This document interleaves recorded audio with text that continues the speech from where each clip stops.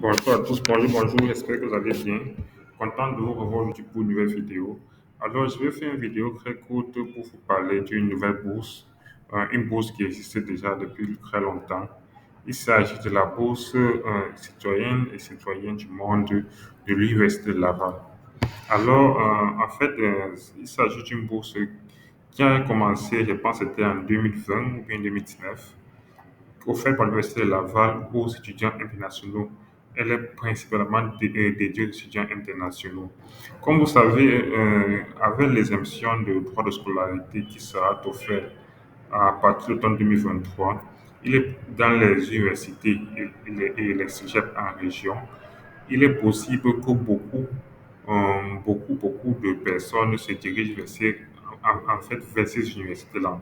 Ce qui peut laisser un peu ce qui peut laisser un peu de champ libre, juste un peu, pour certaines personnes qui voulaient être en Université de Laval et qui ont, comment dire, essayé plusieurs tentatives de postuler, des fois même d'être admis là-bas, ils n'ont pas pu.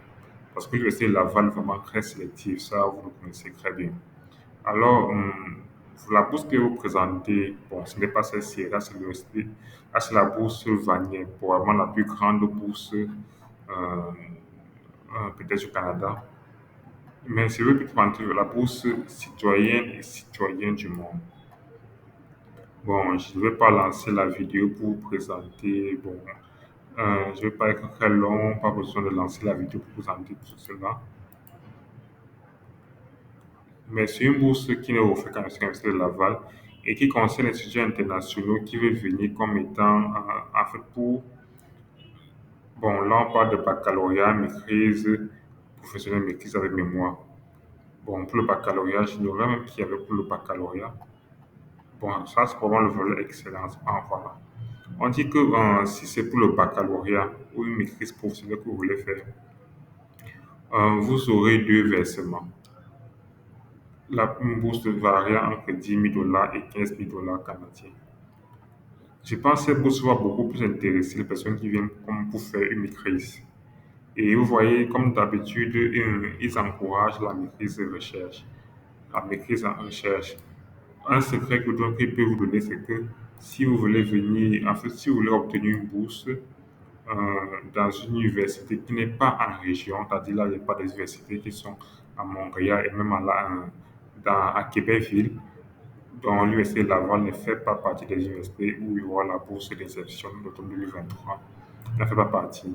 Mais si vous voulez être dans une grande la université qui se trouve vraiment dans la zone métropolitaine de Montréal, c'est-à-dire vraiment enfin, les plus grandes universités du Québec. Il faut cibler les programmes de recherche. Parce que le Canada encourage des personnes qui viennent plutôt faire de la recherche. Donc, vous allez devoir regarder un peu votre programme d'études s'il y a une orientation dans la recherche et viser la recherche. Donc, en fait, voici maîtrise en recherche avec moi. On dit la bourse de 20 000 $ et 5 000 $ par session. Donc, à chaque session, automne, je vais être là de 20 automne, hiver et bon, enfin, comme c'est 2 ans en fait, automne, hiver, vous aurez 5 000 $. Je pense qu'une telle bourse vous permet déjà de couvrir une grande partie de vos frais de scolarité. Et si pour ceux qui veulent faire un doctorat, comme c'est 3 ans, la bourse est de 30 000 $ canadiens. Sans oublier qu'avec ces bourses, vous aurez la possibilité d'avoir encore d'autres bourses à l'Université de Laval.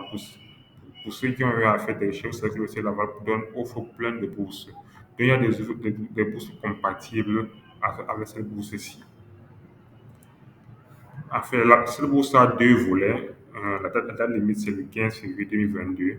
Il y a ce qu'ils appellent le volet engagement et le volet mobilité.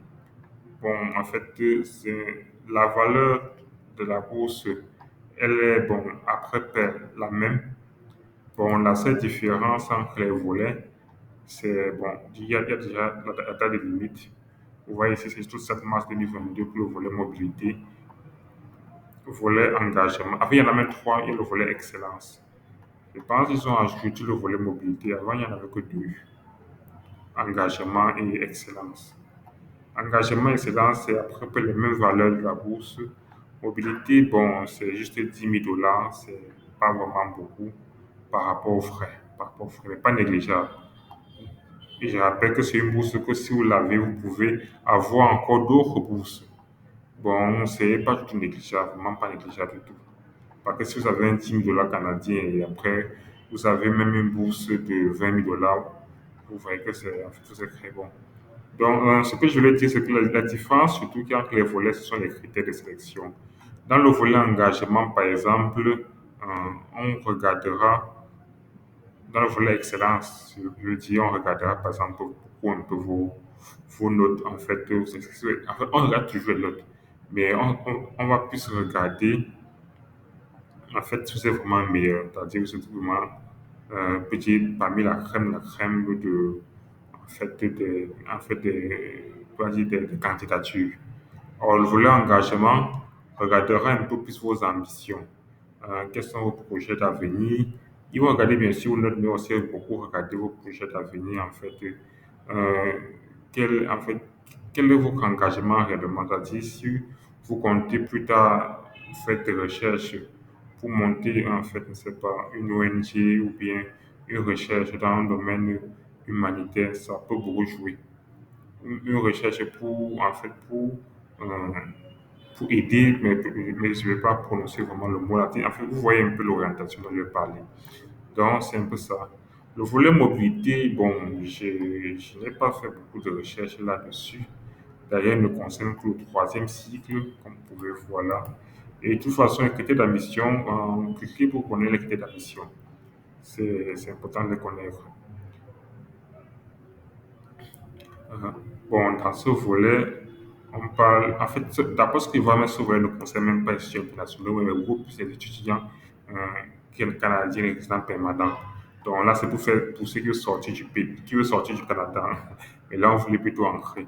Donc, en fait, le volet engagement et le volet excellence, je pense que ce sont ces volets qui vont beaucoup plus vous intéresser.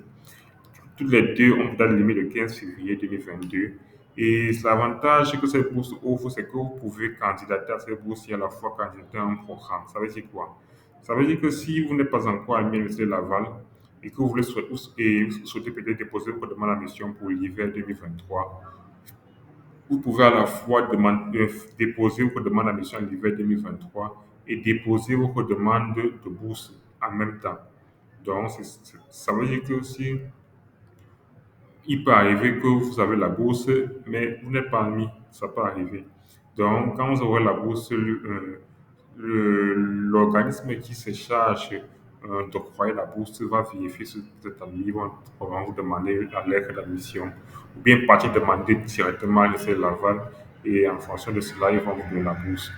Et autre chose, pour avoir ces bourses, on demande souvent des lettres de recommandation.